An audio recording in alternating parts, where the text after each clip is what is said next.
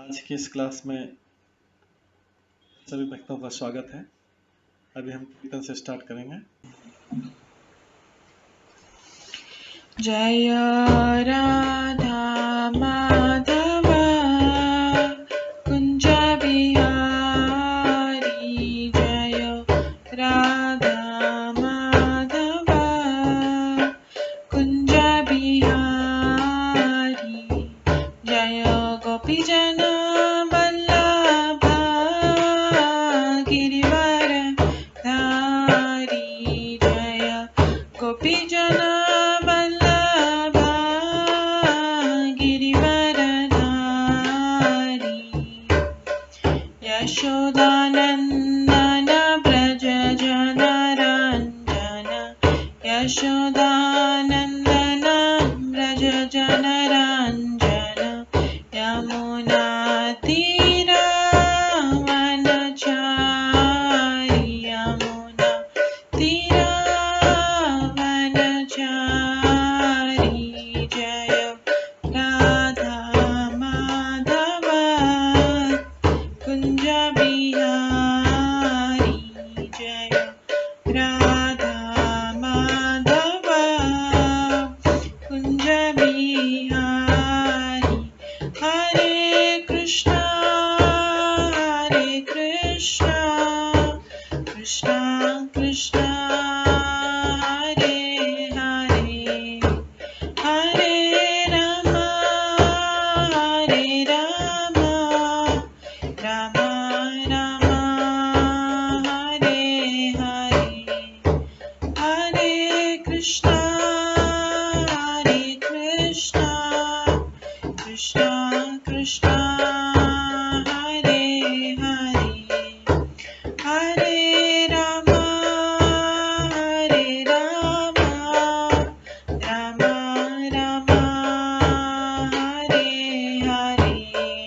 हरे, हरे कृष्णा कृष्णा कृष्णा हरे हरे, हरे राम राम राम हरे हरे, हरे कृष्णा कृष्णा कृष्णा हरे हरे, हरे राम राम राम हरे हरे, हरे कृष्णा कृष्णा कृष्णा हरे हरे, हरे राम राम राम हरे हरे, हरे कृष्णा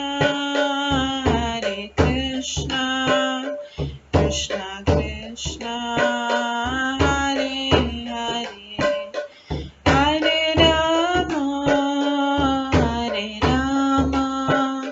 राम राम हरे हरे, हरे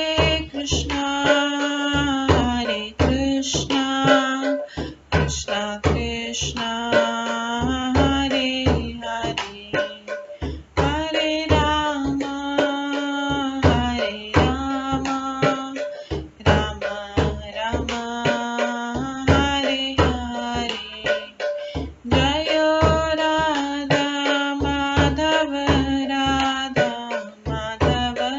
राधे, जय राधा गोविंद राधे, जय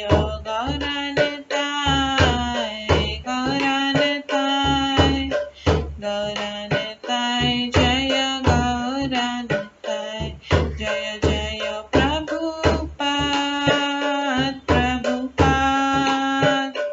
प्रभुपाद जय जय प्रभुपाद, जय जय गुरुदेव जय जय गुरुदेव, नित्य गौर हरि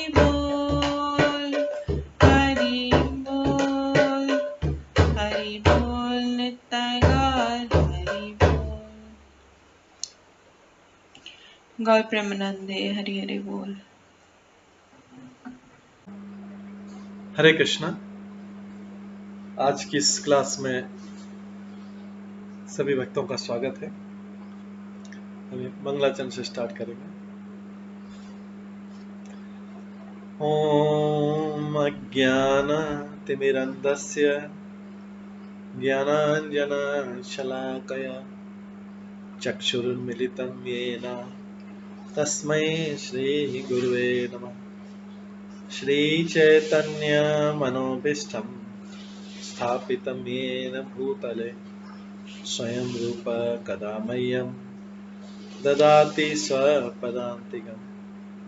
वन्देऽहं श्रीगुरो श्रीयुतपदकमलं श्रीगुरुं वैष्णवांश्च श्रीरूपं साग्रजातं सहगणा रघुनाथान्वितं तं सजीवं साद्वैतं सावधूतं परिजनसहितं कृष्णचैतन्यदेवं श्रीराधाकृष्णपादान् सहगणा ललिता श्रीविशाखान्वितांश्च नमो विष्णुपदाय कृष्णपृष्ठाय भूतले श्रीमते भक्तिवेदांत स्वामिन्निति नामिने। नमस्ते सरस्वती देवे गौरवाणी प्रचारिणे निर्विशेषा शून्यवादी पाश्चात्य देशातारिणे। वाञ्छाकल्पतरुभ्यश्च कृपा सिन्धुभ्येव च पतितानां पावनेभ्यो वैष्णवेभ्यो नमो नमः। जय श्री कृष्ण चैतन्य प्रभु नित्यानंद श्री अद्वैत गदाधर शिवासादि गौर भक्तवृंद। हरे कृष्णा कृष्णा कृष्णा हरे हरे, हरे राम राम राम हरे हरे। ओम नमो भगवते वासुदेवाय। ओम नमो भगवते वासुदेवाय। ओम नमो भगवते वासुदेवाय। नारायणं नमस्कृत्य नरं चैव नरोत्तमं देवीं सरस्वतीं व्यासं ततो जयमुदीरयेत्। नष्टप्रायेषु भद्रेषु नित्यं भागवत सेवया भगवते उत्तम श्लोके भक्तिर्भवति नैष्ठिकी। कृष्णाय वासुदेवाय देवकी नंदनाय च नन्दगोपकुमाराय गोविन्दाय नमो नमः। सर्ववेदान्तसारमे श्रीभागवतम् इष्यते तद्रसामृतात् नान्यत्र स्याद्रति क्वचित्। आराध्यो भगवान् ब्रजेश तनयस्तनुधाम वृन्दावन रम्या काचिदुपासना व्रजवधूवर्गेण या कल्पिता।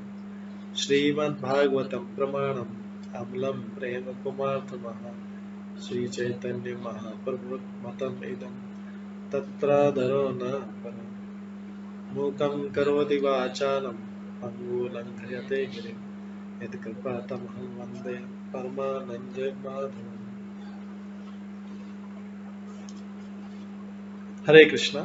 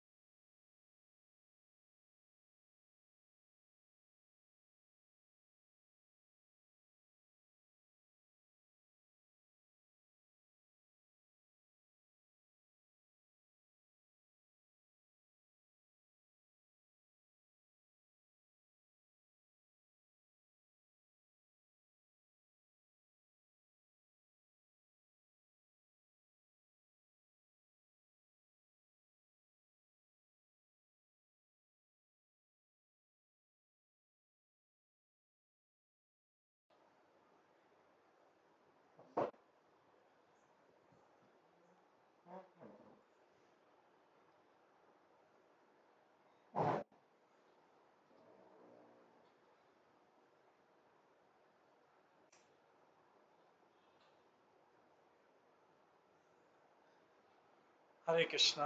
आज की इस क्लास में सभी भक्तों का स्वागत है। कल हम श्रवण कर रहे थे श्रीमद् भागवतम के 11वें स्कंद के दूसरे अध्याय से श्रवण कर रहे थे, जिसमें हमने श्रवण किया था 9 योगेंद्रों से महाराज निमि की भेंट।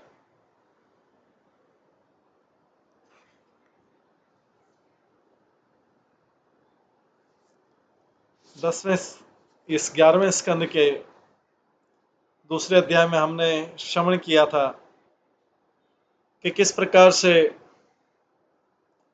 राजा निमि जो हैं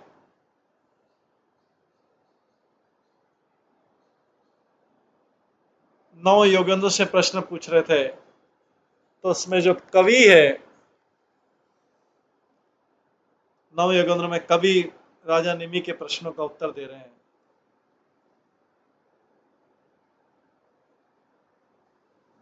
और इसमें हमने कल के श्लोक में श्रवण किया था कि कवि बता रहे हैं कि कृष्ण से पृथक जगत के काल्पनिक अनुभव की तुलना स्वप्न देखने तथा इच्छा करने से की जा सकती है। आज हम उसी के आगे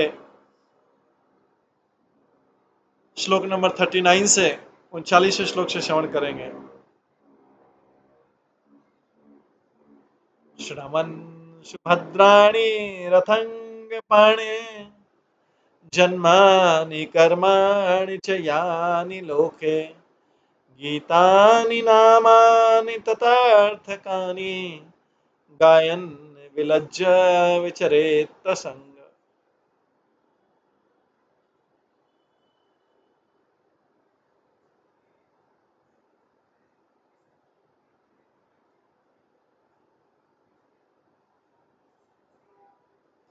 जिस बुद्धिमान व्यक्ति ने अपने मन को वश में कर लिया है और भय पर विजय प्राप्त कर ली है,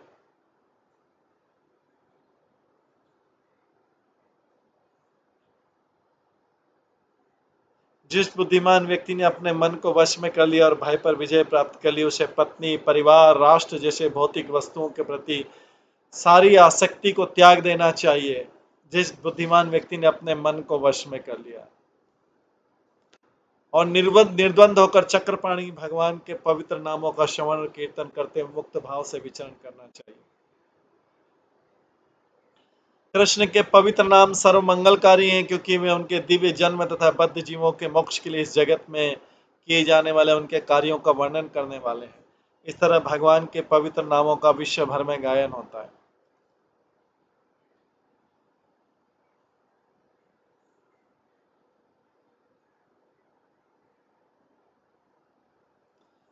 चूंकि भगवान के नाम, रूप तथा लीलाएं अनंत है, अतः उन सभी को सुन पाना या उनके कीर्तन कर पाना किसी के लिए संभव नहीं है।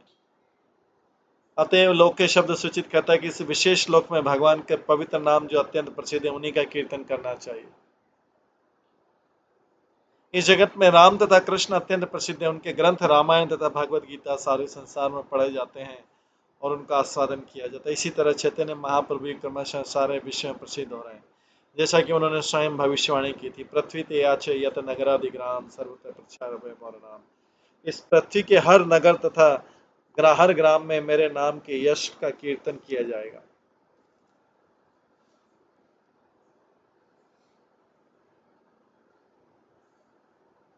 अतः श्रीमद् भागवतम के श्लोक के प्रामाणिक कथन के अनुसार कृष्ण भावनामृत आंदोलन महामंत्र हरे कृष्णा कृष्णा कृष्णा हरे हरे, हरे राम राम राम हरे हरे एवं उसी के साथ पंचतत्व महामंत्र श्री कृष्ण चैतन्य प्रभु नित्यानंद श्री अद्वैत गदाधर श्रीवासादि श्री गौर भक्तवृंद पर बल देता है।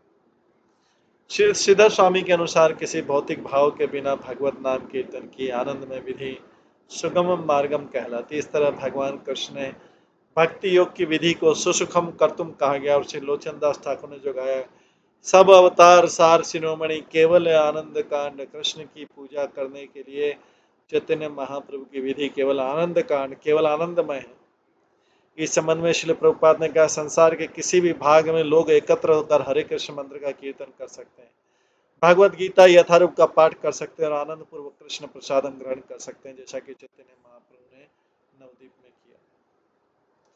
किंतु इस कार्यक्रम के सफल होने के विषय में लोचन दास ठाकुर ने आगाह किया, विषय छाड़िया मनुष्य को इंद्रिय तृप्ति का परित्याग कर देना चाहिए। यदि कोई इंद्रिय तृप्ति में रत होता है तो अध्यात्म बुद्धि को प्राप्त होगा, जो इसी बुद्धि में होगा निसंदेह भगवान की लीलाओं के संबंध में भौतिकतावादी दृष्टिकोण रखेगा। इस प्रकार भगवान की लीलाओं को संसारी मानने से वह मायावाद या निर्विशेषवाद की श्रेणी में आ जाएगा, जिसमें भगवान के दिव्य शरीर को भौतिक प्रकृति की सृष्टि माना जाता है। इसलिए श्लोक में असंग शब्द अत्यंत सार्थक है। मनुष्य को चाहिए कि बिना मानसिक चिंतन के भगवान नाम का कीर्तन करे। उसे चाहिए कि भगवान कृष्ण को उसी रूप में स्वीकार करे जिसमें वे अपने को भगवत गीता में प्रस्तुत करते हैं।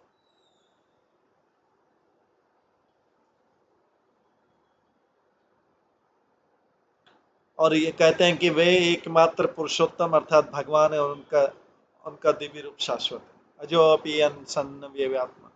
श्री जीव गोस्वामी ने जोर देकर कहा है, यानी शास्त्र द्वारा सत परंपरा द्वारा न लोके गीतानि जन्मानि कर्माणि चतानि श्रवण गायन से। यदि कोई व्यक्ति भगवान नाम के श्रवण तथा कीर्तन में सफल होना चाहता है तो उसे सत परंपरा विधि ग्रहण करनी होगी।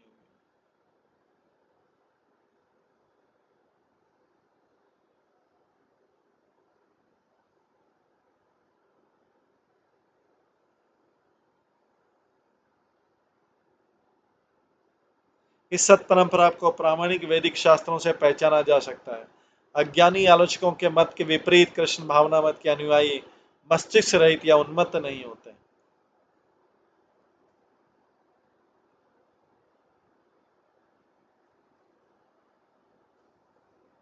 वे बुद्धिमानी के साथ गुरु साधु तथा शास्त्र द्वारा जांच पड़ताल की प्रणाली का पालन करते हैं। अर्थात मनुष्य को प्रामाणिक गुरु बनाना होगा जिसकी पुष्टि महान पुरुषों तथा शास्त्रों के मत द्वारा होती है। यदि कोई व्यक्ति प्रामाणिक गुरु बनाता है, महापुरुष के उदाहरण का अनुसरण करता है तथा प्रामाणिक ग्रंथों से यथा भगवत गीता यथारूप एवं श्रीमद् भागवत से परिचित हो जाता है, तो भगवान के पवित्र नामों के कीर्तन एवं भगवान के लीलाओं के श्रवण का उसका कार्यक्रम पूर्णतः सफल हो।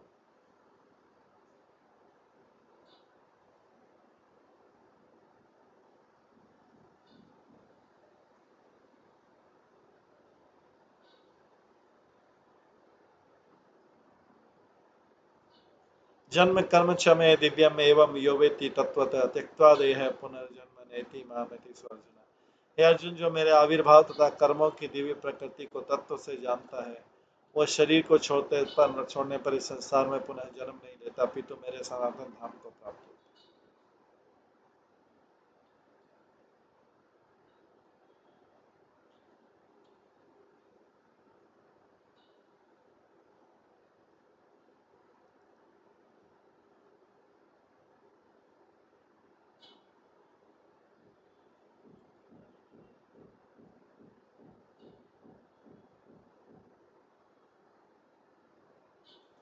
श्री विश्वनाथ चक्री ठाकुर ने कहा, भगवान सारे जगत में अनेक नामों से, जिनमें से कुछ साधारण बोलचाल की भाषा में हैं, जाने जाते हैं, किंतु श्लोक के अनुसार कोई नाम जो उन अद्वितीय भगवान को इंगित करने के लिए प्रयुक्त होता है, जो भौतिक प्रकृति के परे है, ईश्वर के पवित्र नाम के रूप में स्वीकार किया जा सकता है। इसको लोके शब्द से इंगित किया गया।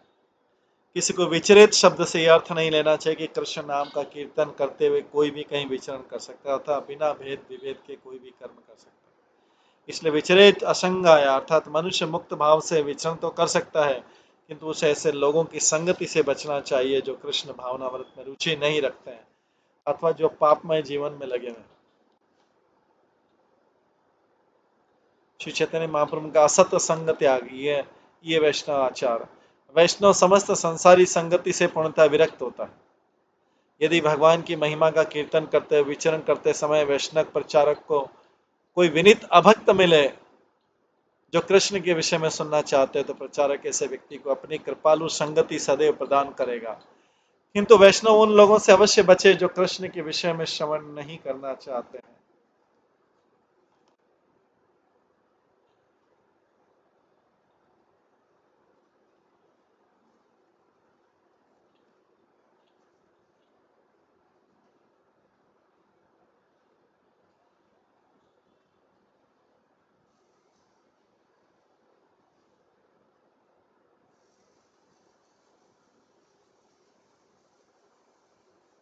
वैष्णव समस्त संसारी संगति से पूर्णतः विरक्त होता है। यदि भगवान की महिमा का कीर्तन करते हुए विचरण करते समय वैष्णव प्रचारक को कोई विनीत भक्त मिले जो कृष्ण के विषय में सुनना चाहता है, तो प्रचारक ऐसे व्यक्ति को अपनी कृपालु संगति सदैव प्रदान करेगा, किंतु वैष्णव उन लोगों से अवश्य बचे जो कृष्ण के विषय में श्रवण नहीं करना चाहते।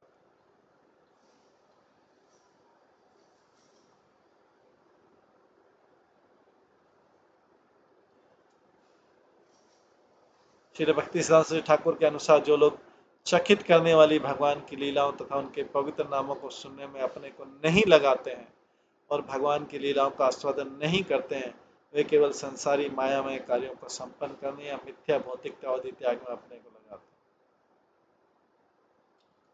कभी कभी हताश जीव शुष्क निर्विशेषवाद को स्वीकार कर लेते हैं और भगवान के नित्य नाम रूप गुण पार्षद तथा लीलाओं के वर्णन से रचते हैं। किंतु यदि वो किसी को शुद्ध भक्त की संगत किंतु यदि किसी को शुद्ध भक्त की संगति प्राप्त होती है तो शुष्क चिंता परक तर्क को त्याग देता है और भगवत भक्ति के असली वैदिक मार्ग पर स्थित हो जाता है। श्रील भक्तिसिद्धांत सरस्वती ठाकुर कहते हैं कि द्वैत शब्द इस मिथ्या ज्ञान को व्यक्त करता है। द्वैत शब्द इस मिथ्या ज्ञान को व्यक्त करता है कि कृष्ण से स्वतंत्र अस्तित्व वाली कोई वस्तु है। अद्वैत की मायावादी धारणा जो आध्यात्मिक विशेषता से रहित है, मन द्वारा स्वीकृति तथा निषेध की दूसरी अभिव्यक्ति। भगवान का नित्य प्राकट्य तथा उनकी लीलाएं कभी भी अद्वैत ज्ञान के चिंतन के विरुद्ध नहीं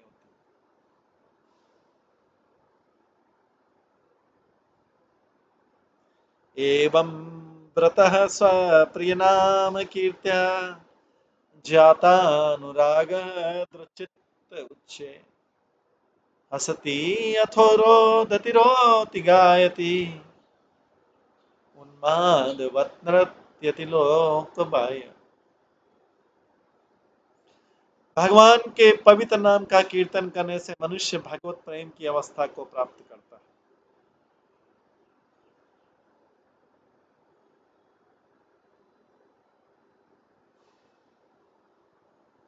तब भक्त भगवान के नित्य दास रूपी व्रत में स्थिर हो जाता है और क्रमशः भगवान के किसी एक नाम तथा रूप के प्रति अत्यधिक अनुरक्त हो उठता है। जब उसका हृदय भावमय प्रेम से द्रवित होता है तो वो जोर जोर से हंसता है, रोता है अथवा चिल्लाता है। कभी कभी वो उन्मत्त की तरह गाता और नाचता है, क्योंकि वह जनमत के प्रति उदासीन रहता है।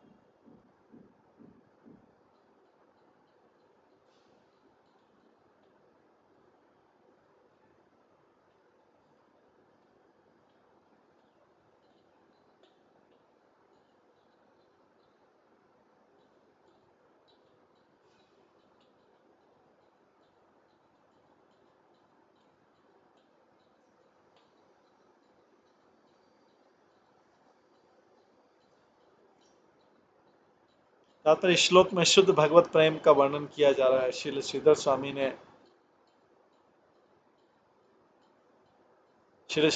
ने इस आध्यात्मिक स्थिति के संप्राप्त प्रेम लक्ष्मण भक्ति योग से संसार धर्मातीताम गतिम का, अर्थात जीवन की ऐसी सिद्ध अवस्था है जिसमें भगवत भक्ति भाव में प्रेम द्वारा समृद्धि होती है। उस समय मनुष्य के आध्यात्मिक कार्य सांसारिक मामलों की सीमा से परे होते। श्री चैतन्य चरितमय में श्री चैतन्य महाप्रभु का निम्नलिखित कथन प्राप्त है। धैर्य धरिते नारी हेलाम उन्मत हंसी कांदी नाची गाए जय जय ये छे मध्य मत।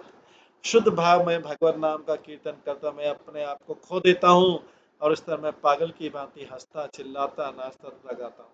चैतन्य महाप्रभु तुरंत अपने गुरु के पास ये पूछने के लिए पहुंचे कि वे कृष्ण के पवित्र नाम के कीर्तन से चैतन्य महाप्रभु तुरंत अपने गुरु के पास ये पूछने के पहुंचे कि वे कृष्ण के नाम पवित्र नाम के कीर्तन करने से पागल जैसे क्यों दिखने लगते हैं।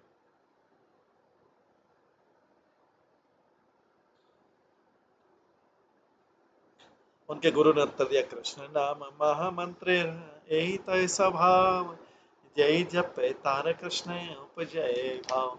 उन उन यह तो हरे कृष्ण महामंत्र की प्रकृति है, उसका स्वभाव है कि जो भी इसका कीर्तन करता है उसमें तुरंत कृष्ण के प्रति प्रेम भाव का विकास हो जाता है। इस संदर्भ में श्रील प्रभुपाद ने टीका कि ये लक्षण शुद्ध भक्त के शरीर में स्पष्ट दिखने लगते हैं। कभी कभी जब कृष्ण भावनामत आंदोलन के हमारे छात्र कीर्तन करते और नाचते हैं तो भारतवर्ष के लोग भी यह देखकर आश्चर्यचकित हो जाते कि इन विदेशियों ने किस तरह इस भाव शैली में कीर्तन करना तथा नाचना सीख लिया। किंतु जैसा चैतन्य महाप्रभु ने बतलाया, यह अभ्यासवश नहीं होता, क्योंकि ये लक्षण हरे कृष्ण महामंत्र का कीर्तन करते किसी भी व्यक्ति में बिना किसी विशेष प्रयास के प्रकट कर सकते।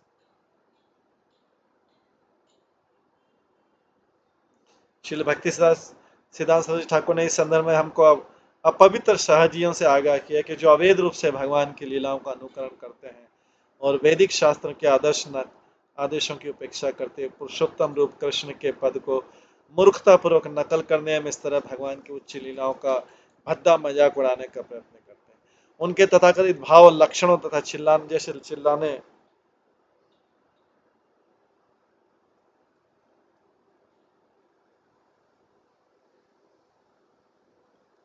चिल्लाने, कांपने तथा पृथ्वी पर गिर पड़ने को भक्ति के उच्च लक्षणों से संभ्रमित नहीं करना चाहिए, जिनका वर्णन श्री स्वामी ने संप्राप्त प्रेम लक्षण भक्ति योग के रूप में किया। इस संबंध में श्रील प्रभुपाद की टिप्पणी है, जिसने भाव अवस्था प्राप्त कर ली वह माया के चंगुल में और अधिक समय तक नहीं रहता।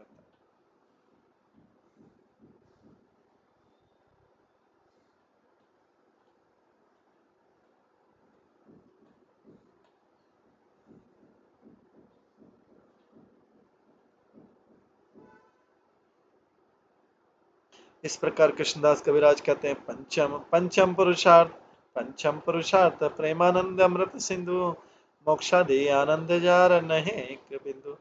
जिस भक्त ने भाव उत्पन्न कर लिया है उसके लिए धर्म अर्थ काम तथा मोक्ष से प्राप्त होने वाले आनंद सागर की तुलना में एक बूंद जैसा प्रतीत होता है।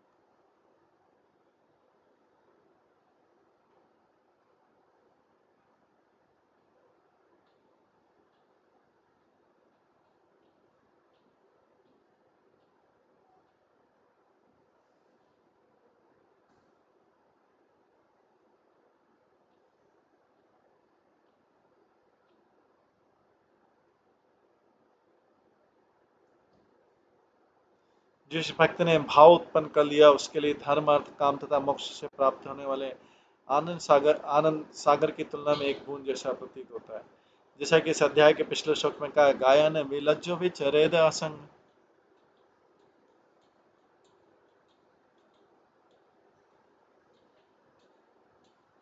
जब मनुष्य असंग अर्थात भौतिक इंद्रिय तृप्ति की आसक्ति से रहित होता है तो उसमें भगवत प्रेम के भाव लक्षण प्रकट होते हैं। इस श्लोक के लोक बाह्य शब्द सूचित होता है कि प्रेम पद को प्राप्त शुद्ध भक्त देहात्म बुद्धि वाले सामान्य लोगों द्वारा किए गए उपहास, प्रशंसा, आदर तथा आलोचना की परवाह नहीं करते। कृष्ण परब्रह्म भगवान है और जब वे अपने शरणागत सेवक को अपना दर्शन देते हैं तो ब्रह्म के स्वभाव के विषय में सारा संदेह तथा चिंतन क्षुमंतर हो जाता है। इस संबंध में श्रीपाद माधवाचार्य ने वराह पुराण को एक श्लोक उद्धृत किया है, केचित उन्माद भक्त केचित उन्माद बद्ध भक्त बाह्य लिंग प्रदर्शका केचित अंतर भक्ता स्यु केचिव भयात्मका मुख प्रसाद धार्य यच भक्ति गेया न चान्य। कुछ भगवत भक्त पागलों की तरह के, कुछ अंतर्मुखी भक्तों की तरह के और कुछ दोनों के स्वभावों के बाह्य लक्षण प्रस्तुत। किसी के स्थैर्य तथा उसके मुख से निकलने वाले दयामय स्वरों से उसकी भक्ति जानी जा सकती है, अन्यथा नहीं।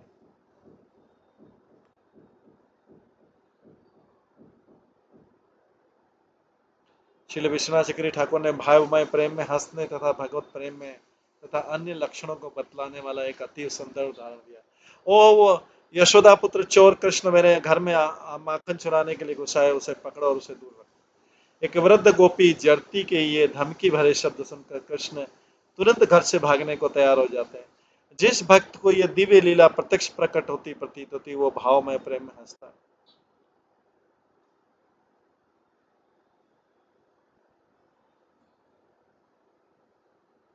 किंतु सहसा उसे कृष्ण नहीं दिखने लगता। तब वह अतीव अशोक में चिल्लाता है, और मुझे संसार की सबसे बड़ी संपत्ति मिली थी जो अब मेरे हाथों से सहसा छूट गई। उस प्रकार भक्त जोर से चिल्लाता है, प्रभु आप कहाँ हैं, आपको जवाब दीजिए ना। उस पर भगवान उत्तर देते हैं, भक्त मैंने तुम्हारी ऊंची आवाज में शिकायत सुन ली और अतः मैं फिर से तुम्हारे सामने आया हूँ। भगवान कृष्ण को पुनः देखकर भक्त गा उठता है, आज मेरा जीवन सफल हो गया। इस तरह दिव्य आनंद से अभिभूत होकर वो पागल की तरह नाचता है।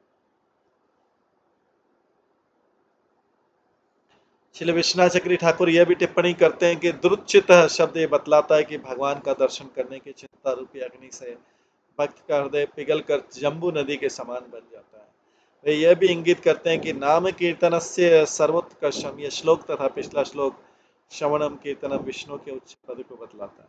चैतन्य महाप्रभु ने निम्नलिखित उदाहरण देते इस पर बल दिया है। हरे नाम केवलम कले व नास्ते व नास्ते व नास्ते व गति अन्यथा। इस कलयुग में आध्यात्मिक उन्नति के लिए भगवान नाम के अतिरिक्त कोई विकल्प नहीं, कोई विकल्प नहीं, कोई विकल्प नहीं। चैतन्य चरितामृत के तात्पर्य में श्रील प्रभुपाद ने इस श्लोक की विस्मृत व्याख्या की। श्रील भक्तिसिद्धांत श्री ठाकुर की संस्तुति के हम इस प्रसंग के लिए निम्नलिखित श्लोक पढ़ें। परिवदतु जनो यथा, परिवदतु जनो यथा तथा वा ननु मुखरो न वयं विचारयाम। हरि समधिराम मदाति मत्ता भुवि विलूठाम नटाम निर्विशा। बातों नहीं जनता, चाहे जो भी कह ले, हम उसकी परवाह नहीं करते हैं। कृष्ण प्रेम की मतवाली सुरा के भाव से उन्मत्त हम इधर उधर दौड़ते हैं। पृथ्वी पर लुढ़कते पड़कते तथा भावावेश में नाचते हुए जीवन का आनंद लूटें।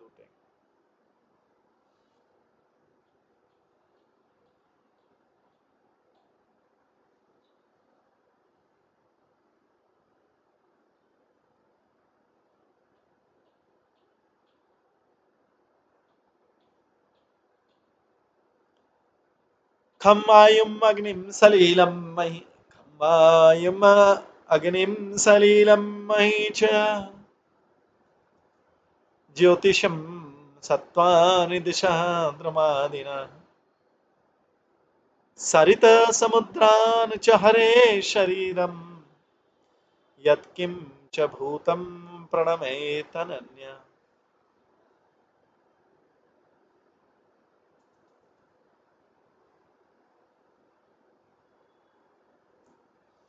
भक्त को चाहिए कि किसी भी वस्तु को भगवान कृष्ण से पृथक नहीं देखे।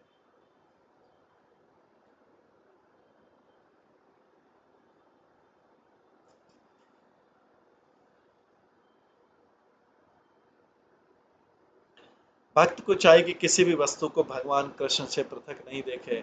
शून्य, अग्नि, वायु, जल, पृथ्वी, सूर्य तथा अन्य नक्षत्र, सारे जीव, दिशाएं, वृक्ष तथा अन्य पौधे, नदियां तथा समुद्र, इनमें से भक्त को जिस किसी का भी अनुभव, उसे वह कृष्ण का अंश माने। इस प्रकार सृष्टि के भीतर विद्यमान हर वस्तु को भगवान हरि के शरीर के रूप में देखते हुए भक्त को चाहिए कि भगवान के शरीर के संपूर्ण विस्तार के प्रति नमस्कार करें।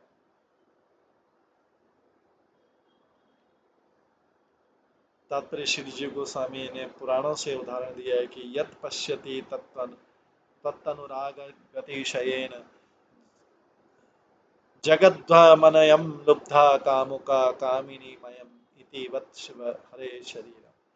धन लोलुप होने से लोभी मनुष्य जहां पे भी जाता है, धन लोलुप होने से लोभी मनुष्य जहां भी जाता है उसे धन अर्जित करने का अवसर दिखता है।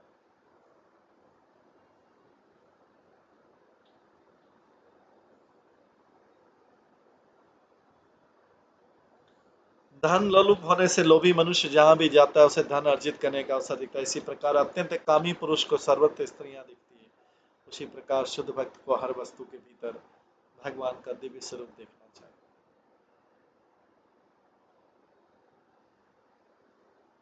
क्योंकि हर वस्तु भगवान का अंश है। ये हमारा व्यवहारिक अनुभव है कि लोभी व्यक्ति को सर्वत्र धन दिखेगा। यदि वो जंगल में जाता है तो तुरंत विचार करता है कि जंगल की भूमि खरीदना है और उसके वृक्षों को किसी कागज कारखाने को बेच देना लाभप्रद होगा या नहीं। इसी प्रकार यदि कामी पुरुष इसी जंगल में जाता है, चारों ओर सुंदर स्त्री पर्यटकों के लिए जो वहां गए हैं ताकेगा।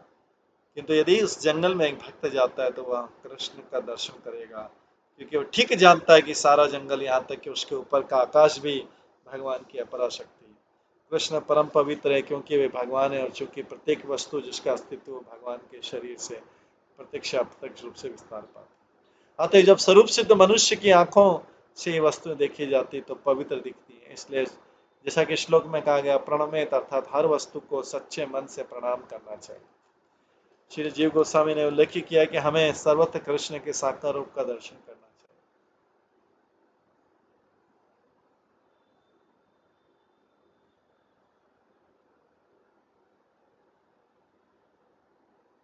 यह श्लोक इस निर्विशेष नास्तिकतावादी दर्शन का समर्थन नहीं करता है कि हर वस्तु ईश्वर है। इस संबंध में इसलिए मध्वाचार्य ने हरिवंश से निम्नलिखित श्लोक प्रस्तुत किया। सर्वं हरिवर्षत्वेन शरीरं तस्य भण्यते अनन्याधिपतित्वाच्च तदन्यमुदीर्यते न चाप्य भेदो जगताम विष्णु पूर्ण गुणस्य तो।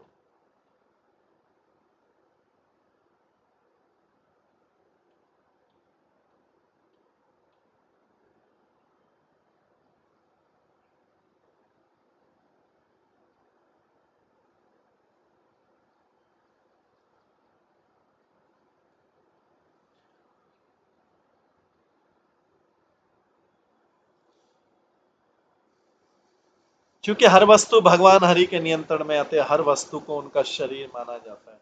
वे हर वस्तु के आदि स्रोत स्वामी आते, उनसे पृथक रूप में कुछ भी नहीं देखना जाना। इतने भर भी किसी को मूर्खतापूर्ण यह नहीं समझना बैठना चाहिए कि भौतिक ब्रह्मांड तथा भगवान विष्णु में, जो कि अपने अद्वितीय आध्यात्मिक गुणों से पूर्ण, कोई भी अंतर नहीं। प्राय सूर्य तथा सूर्य की किरणों का दृष्टांत प्रस्तुत किया जाता है। सूर्य का प्रकाश सूर्य का मंडल का ही विस्तार होता है। अतः गुणात्मक दृष्टि से सूर्य तथा उसकी किरणों में अंतर नहीं होता है, किंतु सूर्य प्रकाश के सर्वत्र होने एवं हर वस्तु को सूर्य की शक्ति का रूपांतरित होने पर भी सूर्य प्रकाश का स्रोत सर्वत्र नहीं रहता, अपितु विशाल आकाश में एक विशेष स्थान पर स्थित होता है और उसका अपना विशिष्ट रूप है।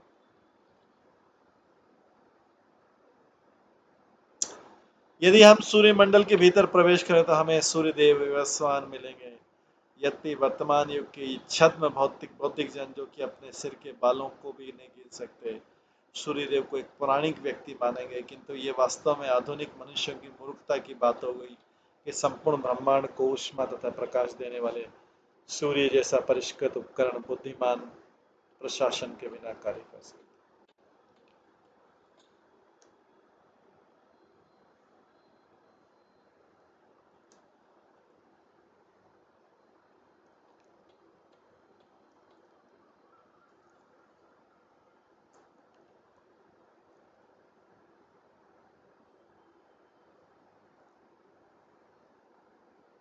सूर्य की शक्ति के रूपांतर से पृथ्वी पर जीवन संभव, इसलिए पृथ्वी को सर्वव्यापी सौर ऊर्जा के गौण रूपांतरों की अनंत विविधता से युक्त समझना चाहिए। इस तरह सूर्य लोक के भीतर विवस्वान है, जो सौर कार्यों का मुख्य प्रशासक। सूर्य मंडल स्वयं सीमित है, किंतु सूर्य की किरणें सर्वत्र फैलती है। इसी तरह श्याम सुंदर श्री कृष्ण आदि भगवान है, वे अपना विस्तार प्रत्येक हृदय में स्थानीय अंतर्यामी परमात्मा के रूप में करते हैं और अंततः अपने शारीरिक चमक से, जो कि ब्रह्म ज्योति, अपनी शक्ति का विस्तार करते हैं। संपूर्ण विराट जगत इस ब्रह्म ज्योति की किरणों के भीतर तैरता रहता है। जिस तरह पृथ्वी पर सारा जीवन सूर्य के सर्वव्यापी किरणों का रूपांतर है, उसी तरह विराट जगत ब्रह्म ज्योति की आध्यात्मिक किरणों का रूपांतर है।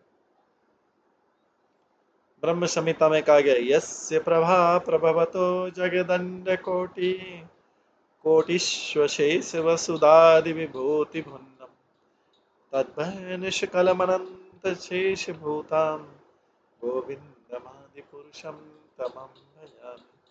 मैं उन आदि भगवान गोविंद की पूजा करता हूँ, जो महान शक्ति से युक्त है। उनके दिव्य रूप का चमकीला तेज निर्विशेष ब्रह्म है, जो परम पूर्ण तथा असीम है, जो अपने विभिन्न ऐश्वर्य से युक्त असंख्य लोकों की विविधता प्रदर्शित करता है।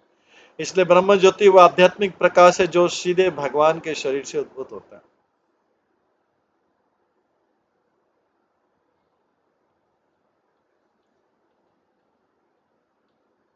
ये ब्रह्मांड उसी आध्यात्मिक शक्ति का रूपांतर है, इसलिए इसमें विद्यमान प्रत्येक वस्तु एक तरह से भगवान के निजी शरीर से सीधे संबंध। यहाँ पर इस बात पर बल दिया गया कि हमें हर विद्यमान वस्तु को भगवान की शक्ति मानकर प्रणाम करना चाहिए।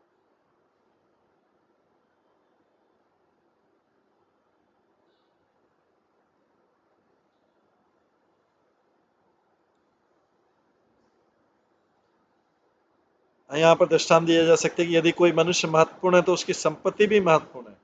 किसी देश का राष्ट्रपति उस देश का सबसे महत्वपूर्ण व्यक्ति होता है, इसलिए हर व्यक्ति को उसकी संपत्ति का आदर करना चाहिए। इसी तरह हर वस्तु जो कि विद्यमान है, भगवान का अंश उसी के अनुसार समादरित होनी चाहिए। यदि हम प्रत्येक विद्यमान वस्तु को भगवान की शक्ति के रूप में नहीं देख पाते हैं तो हम मायावाद दर्शन की ओर जाने का खतरा मोल लेते हैं, जो चैतन्य महाप्रभु के वास्तविक आध्यात्मिक जीवन में प्रगति के इच्छुक व्यक्ति के लिए सर्वाधिक भयंकर विषय।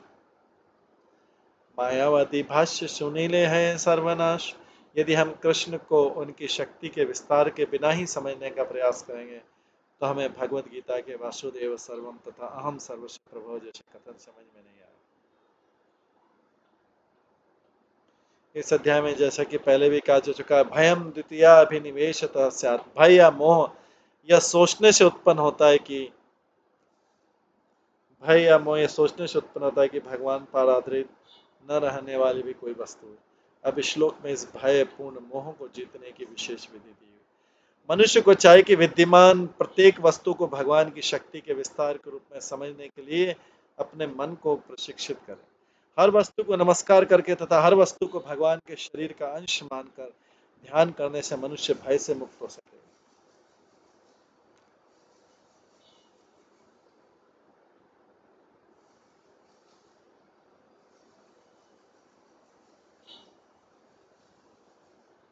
हर वस्तु को नमस्कार करके तथा हर वस्तु को भगवान के शरीर का अंश मानकर ध्यान करने से मनुष्य भय से मुक्त हो सकेगा। जैसा कि भगवत गीता में कहा गया, सुहृदम सर्वभूतानाम, कृष्ण हर जीव के हितैषी मित्र है।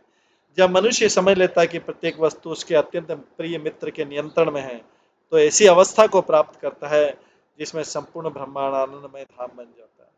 विश्वम पूर्ण सुखायते, क्योंकि उसे सर्वत्र ही कृष्ण दिखता है।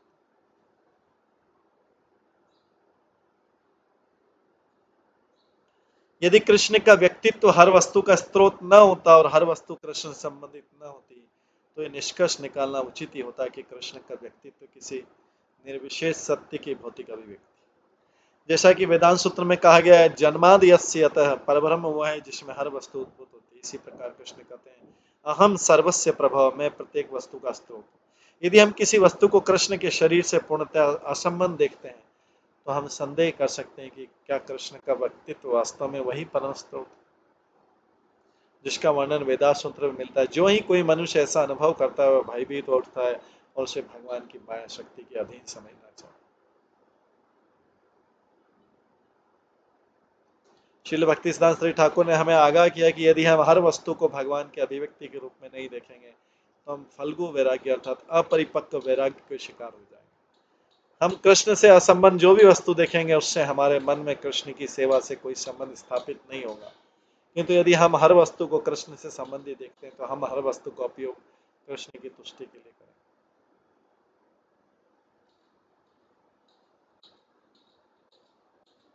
यह युक्त वैराग्य कहलाता है। श्रील भक्ति सिद्धांत श्री ठाकुर के अनुसार जिसने अपनी सही सही पहचान का अनुभव कर लिया है वह यह समझता है कि सारी वस्तुएं भगवान को भावमय आनंद प्रदान करने के लिए साज सामग्री के रूप में विद्यमान है।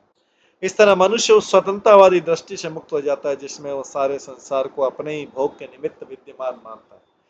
दिव्य अवस्था में भक्त जो भी वस्तु देखता है वह उसे कृष्ण का स्मरण कराती है। इस तरह उसका दिव्य ज्ञान तथा आनंद दोनों ही बढ़ता है। चूंकि निर्विशेषवादी दार्शनिक हर वस्तु को कृष्ण के निजी स्वरूप से संबंधित नहीं देख पाते हैं, अतः इस संसार को मिथ्या कहकर बहिष्कार करते हैं। किंतु ये भौतिक जगत परम सत्य कृष्ण से उद्भूत है, इसलिए वास्तव में इसका अस्तित्व है। इसका अनस्तित्व कल्पना जन्य और मनुष्य से काल्पनिक स्तर पर कार्य नहीं कर सकता। इसलिए माया का सिद्धांत प्रस्तावित करके और उस स्तर पर वास्तव में रहने में असमर्थ होने से निर्विशेषवादी परोपकारी या इंद्रिय तुष्टि करने वाले कार्यों के भौतिक स्तर पर उतर। चूंकि निर्विशेषवादी भगवान के निजी स्वामित्व को नहीं मानता है, इसलिए वो ये नहीं जानता कि इस जगत की वस्तुओं को किस तरह अथवा किसके लिए प्रयोजित किया जाए। और चूंकि इस जगत के भीतर रहते हुए उसको पूरी तरह ठुकरा पाना असंभव है, अतः भौतिक सकाम कर्मों में पुनः फंस सकता है।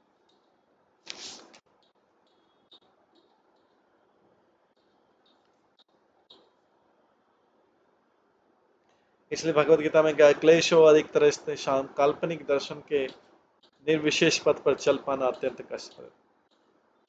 निष्कर्ष निकलता है कि श्लोक भगवत भक्तों को कृष्ण भावनामृत में अग्रसर होने में सहायता देने के लिए कहा गया है। इस अध्याय के पिछले श्लोकों से समझा सकते कि चरम लक्ष्य तो कृष्ण की शुद्ध भक्ति। यदि कोई धोखे से इस श्लोक को मायावाद दर्शन की पुष्टि करने वाला समझ बैठे कि हर वस्तु की ईश्वर है तो मोहग्रस्ती ही होगा और आध्यात्मिक प्रगति के मार्ग से दिख जाएगा।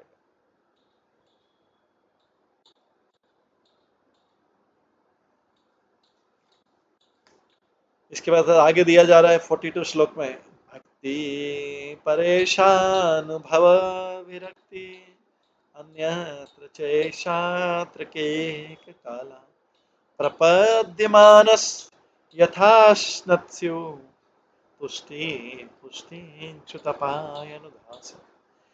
जिस व्यक्ति ने भगवान की शरण ग्रहण कर लिए उसके लिए भक्ति तो भगवान का प्रत्यक्ष अनुभव तथा अन्य वस्तुओं से विरक्ति, ये तीनों एक साथ घटित होते हैं। जिस व्यक्ति ने भगवान की शरण ग्रहण कर लिया उसके लिए भक्ति, भगवान का प्रत्यक्ष अनुभव तथा अन्य वस्तुओं से विरक्ति, ये तीनों एक साथ है वैसे ही घटित होते हैं जिस तरह भोजन करने वाले व्यक्ति के लिए प्रत्येक कौर में आनंद पोषण तथा भूख से छुटकारा, ये सभी एक साथ हो रहे अधिकाधिक होते हैं। श्रील जीव गोस्वामी ने इस साम्य की विवेचना इस प्रकार की, भक्ति की तुलना तुष्टि से की जा सकती क्योंकि दोनों आनंद रूप हैं। परेशान अनुभव तथा पुष्टि एक समान है क्योंकि दोनों ही जीवनदायी, और विरक्ति तथा अक्षुद अपाय दोनों और अधिक लालसा से मुक्ति दिलाने वाले जिससे मनुष्य को शांति मिलती। भोजन कर रहा व्यक्ति न केवल अन्य कार्यों के प्रति अरुचि रखता है अपितु अपनी तुष्टि के अनुसार वो भोजन में भी अरुचि दिखाने लगता है। दूसरी ओर श्रील जीव गोस्वामी के अनुसार यद्यपि भगवान कृष्ण के आनंदमय स्वरूप का अनुभव करने वाला व्यक्ति कृष्ण के अतिरिक्त अन्य वस्तुओं के प्रति अरुचि रखने लगता है किंतु कृष्ण के प्रति उसकी अनुरक्ति हर क्षण बढ़ती जाती है। इसलिए समझ लेना चाहिए कि भगवान का दिव्य सौंदर्य तथा उनके गुण भौतिक नहीं, क्योंकि भगवान के आनंद का आस्वादन करते कभी कोई तृप्त नहीं होता।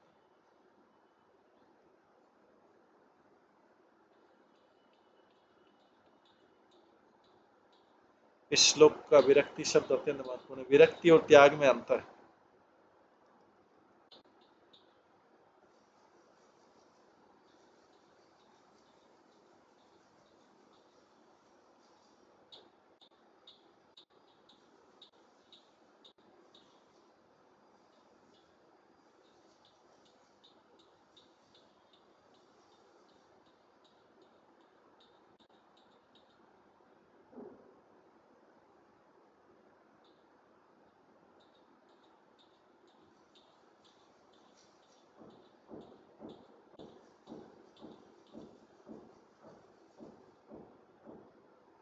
जब कोई भोग्य वस्तु को छोड़ देने का विचार करता है, किंतु जैसा कि पिछले श्लोक में वर्णित है, हर वस्तु को भगवान कृष्ण की सेवा के लिए उपयुक्त सामग्री मानते मनुष्य को मन में त्याग नहीं लाना चाहिए, क्योंकि हर वस्तु का प्रयोग भगवान की सेवा में उचित रूप में किया जाता है।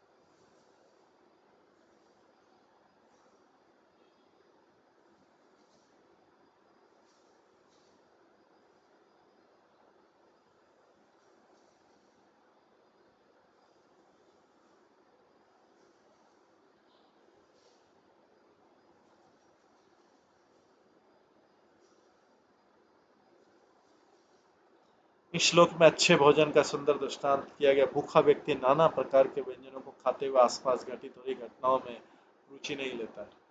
वस्तुतः वो अन्य किसी विषय या कार्य को स्वादिष्ट भोजन पर लगे और अपने ध्यान में बाधक मानते हैं।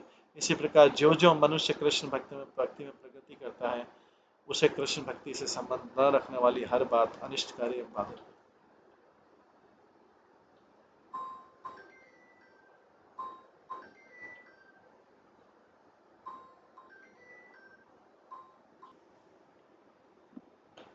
तो श्लोक में अच्छे भोजन का सुंदर दृष्टांत दिया गया है कि भूखा व्यक्ति नाना प्रकार के व्यंजनों को खाते हुए आसपास घटित हो रही घटनाओं में रुचि नहीं लेता। वस्तुतः तो वह अन्य किसी विषय या कार्य को स्वादिष्ट भोजन पर लगे अपने ध्यान में बाधक मानता है। इसी प्रकार जो जो मनुष्य कृष्ण भक्ति में प्रगति करता है उसे कृष्ण भक्ति से संबंध न रखने वाली हर बात अनिष्टकारी एवं बाधक प्रतीत होती है। ऐसे एकाग्र भगवत प्रेम का वर्णन भागवतम के द्वितीय स्कंद में तीव्रेण भक्ति योगेन यजेते पुरुषम परम द्वारा किया गया है। मनुष्य को चाहिए कि भौतिक जगत का दिखावटी त्याग न करे, अपितु वो अपने मन को इस तरह विधिवत प्रशिक्षित करे कि हर वस्तु भगवान के ऐश्वर्य का अंश लगे।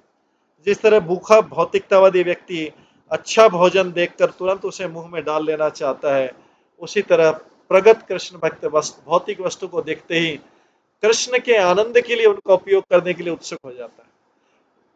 भक्त क्या करता है, भक्त भी इस भौतिक जगत की देख की प्रत्येक वस्तु को देख के उसके मन में होती है कि ये भगवान के लिए कैसे उपयोग किया जाए इसका। हर वस्तु को कृष्ण सेवा में प्रयुक्त करने की स्वैच्छिक ललक तथा कृष्ण प्रेम के सागर में गहरा गोता लगाए बिना तथाकथित ईश साक्षात्कार या तथाकथित धार्मिक जीवन की बातें करना व्यर्थ और इसका उनका भगवत धाम में प्रवेश करने से कोई संबंध नहीं। श्रील विश्वनाथ चक्रवर्ती ठाकुर के अनुसार भक्ति योग का मार्ग इतना आनंदमय तथा व्यवहारिक है कि साधन भक्ति की अवस्था में ही जिसमें बिना अच्छी प्रकार से समझे मनुष्य नियमों एवं आदेशों का अनुसरण करता है उसे चरम परिणाम की अनुभूति हो सकती है।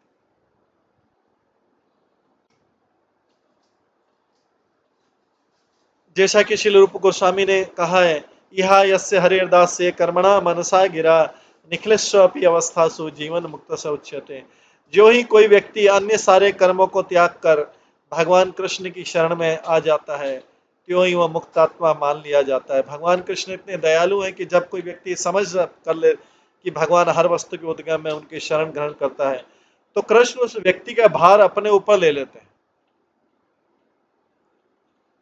भगवान कृष्ण इतने दयालु है कि जब कोई व्यक्ति समझ जाता है कि भगवान हर वस्तु के उद्गम में उनकी शरण ग्रहण करता है तो कृष्ण उसका भार अपने ऊपर ले लेते हैं, उसके हृदय के भीतर ये व्यक्त कर देते हैं कि वो भगवान के द्वारा पूरी तरह संरक्षण है, प्रोटेक्टेड।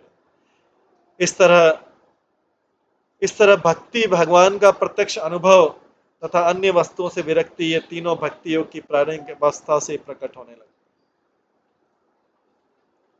अन्य विधियों का चरम लक्ष्य मोक्ष ही होता है, किंतु भगवत गीता के अनुसार सारी अन्य विधियों का बोला गया है, सर्वधर्मान परित्यज्य माम एकम शरणम ब्रज अहम तम सर्व पापेभ्यो मोक्षयिष्यामि मा शुचः।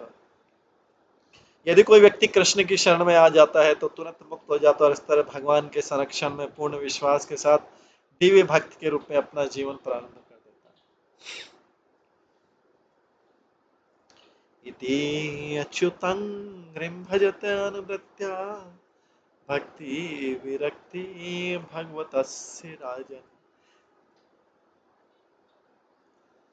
भक्ति इति अच्युतं हृं भजत अनुवृत्त्या भक्ति विरक्ति भगवत प्रबोध भवन्ति वे भागवतस्य राजन् ततः परां शान्तिमुपेति साक्षात्। हे राजन, जो भक्त अच्युत भगवान के चरण कमलों की पूजा सतत प्रयत्नशील रहकर करता है वह अचल भक्ति, विरक्ति तथा भगवान का अनुभव गम्य ज्ञान प्राप्त करता है।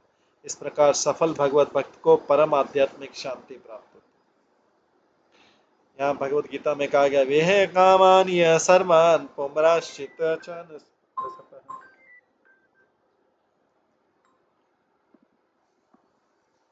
निर्ममो निरंकार स शांतिम अधिगच्छति। जिस व्यक्तियों ने इंद्रिय तृप्ति की समस्त इच्छाओं का परित्याग कर दिया और इस प्रकार की जो भौतिक इच्छाओं से रहित है, जिसने सारी ममता त्याग दी तथा अहंकार से रहित है, वही वास्तविक शांति को प्राप्त कर सकते। निर्ममो निरहंकार शांति अधिगच्छति। दूसरे शब्दों में कृष्ण भावना भावित होने की इच्छा वास्तव में इच्छा शून्यता या निष्प्रता। चेतन चरिता में भी ऐसा कथन है, कृष्ण भक्त निष्काम अतएव शांत भक्ति मुक्ति सिद्धि कामी सकल शांत। क्योंकि कृष्ण भक्त इच्छा रहित होता है तो वो शांत होता है। सकाम कर्मी भौतिक भोग चाहते हैं, ज्ञानी मुक्ति चाहते हैं और योगी भौतिक ऐश्वर्य चाहते हैं, अतः वे सभी वासना प्रिय और शांत नहीं हो सकते। सामान्यतः स्वार्थ इच्छा से पीड़ित जीवों की तीन श्रेणियां हैं, भुक्तिकामी, मुक्तिकामी तथा सिद्धिकामी। भुक्तिकामी वे सामान्य व्यक्ति जो धन तथा धन से खरीदी जा सकने वाली हर वस्तु चाहते हैं। ऐसी प्राचीन मनोवृत्ति धन, यौन तथा सामाजिक प्रतिष्ठा भोगने की इच्छा पर आधारित होगी। जब जीव इस व्यामोह से अशांत उठता है तो मानसिक चिंतन का सहारा लेता है और मोह के स्तर तक पहुंचने का प्रयास करता है। ऐसा व्यक्ति मुक्तिकामी कहलाता है, क्योंकि भौतिक मोह को नकार कर चिंता से मुक्त निर्विशेष आध्यात्मिक अवस्था में तदाकार होना चाहता है। मुक्तिकामी निजी इच्छा से भी प्रेरित होता है, यद्यपि यह इच्छा कुछ परिष्कृत होती है। इसी प्रकार सिद्धिकामी या योगी भी भौतिक या स्वार्थमय इच्छा से संदूषित होता है, क्योंकि वह अणिमा लघिमा जैसी योग शक्ति की इच्छा रखता है। इसलिए कहा गया सकल या शांत। यदि किसी को निजी इच्छा होती है, चाहे वह भौतिक, दार्शनिक या योगिक इच्छा हो, तो वह अशांत होगा, क्योंकि वह अपने को तुष्टि का मुख्य लक्ष्य देखेगा। उसका मुख्य लक्ष्य रहेगा अपने आप को तुष्ट करना, तो वह अशांत रहेगा। यह अहमवादी धारणा स्वयं में मोहमय है, अतः अंततः अशांत बनाती व्यक्ति। अहमवादी मतलब स्वयं के लिए जो सोच रहा है। दूसरी ओर कृष्ण भक्त निष्काम अतएव शांत। कृष्ण भक्त निष्काम होता है, अर्थात उसकी कोई निजी इच्छा नहीं होती है, उसकी एकमात्र इच्छा कृष्ण को प्रसन्न करने की। और उस कृष्ण को प्रसन्न करने की इच्छा में जो भी बाधा है, उस बाधा को भी सहता है वो। स्वयं शिव जी ने भगवत भक्तों से इस प्रकार, भगवत भक्तों के इस प्रकार के अद्वितीय गुण की प्रशंसा इस प्रकार की है। बोलते हैं, शिव जी बोलते हैं, नारायण परा सर्वे न कुतश्चन बिभ्यति स्वर्ग अपवर्ग नरकेश्वपि तुल्यात् दर्शिना। जो व्यक्ति भगवान नारायण का भक्त होता है वो किसी से नहीं डरता। जो व्यक्ति भगवान नारायण का भक्त होता है किसी से नहीं डरता है। भक्त के लिए स्वर्ग प्राप्ति, नरक गमन तथा भव बंधन से मोक्ष एक से लगते हैं। यद्यपि निर्विशेषवादी दार्शनिक का प्रस्ताव होता है कि सारी वस्तु एक है, किंतु भगवत भक्त वास्तव में तुल्यार्थदर्शी अर्थात एकत्व की दृष्टि से युक्त होता है। भक्त हर वस्तु को भगवान की शक्ति के रूप में देखता है, भगवान की तुष्टि के लिए वह हर वस्तु को भगवान की सेवा में लगा देना चाहिए। भक्त हर वस्तु को भगवान की शक्ति के रूप में देखता है, अतः भगवान की तुष्टि के लिए हर वस्तु को भगवान की सेवा में लगा देना चाहता है। क्योंकि भक्त किसी वस्तु को द्वितीय अर्थात भगवान की शक्ति के बाहर नहीं देखता है, अतः हर अवस्था में वो सुखी रह सकता है। निजी कोई इच्छा न होने से कृष्ण भक्त शांति की अवस्था को प्राप्त करता है, क्योंकि उसने जीवन की सिद्धि अर्थात कृष्ण प्रेम प्राप्त कर लिया। वो वास्तव में सर्वशक्तिमान परमेश्वर कृष्ण की शरण संरक्षण में होने से अपनी शाश्वत स्वाभाविक स्थिति में रहता है। श्रील भक्ति सिद्धांत ठाकुर के अनुसार ये श्लोक 9 योगेंद्रों में से प्रथम योगेंद्र कवि द्वारा महाराज निमि के प्रथम प्रश्न सर्वोच्च शुभ क्या है के उत्तर से समाप्त होता है। सर्वोच्च शुभ क्या, उसका उत्तर देते।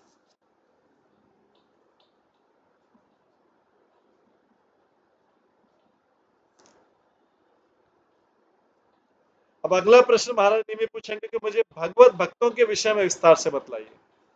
उनमें कौन से लक्षण हैं, जिसमें कौन मध्यम भक्त है, कौन उत्तम भक्त है, कौन निम्न भक्त है, सबके बारे में मुझे बताइए। तो उसका जो उत्तर है अभी दूसरे हवि, दूसरे नवयुगंध में से दूसरे नवयुगंध देंगे, हवि देंगे उसका। ये हम कल की क्लास में श्रवण करेंगे। आज की क्लास के यहीं पे विराम देते हैं। सभी भक्तों का बहुत बहुत धन्यवाद। सभी भक्तों के लिए एक बार हरे कृष्ण महामंत्र का जप करते हैं। हरे कृष्णा कृष्णा कृष्णा हरे हरे, हरे राम राम राम हरे। श्री श्री भागवतम महापुराण की जय। श्री प्रभुपाद की जय। सभी भक्त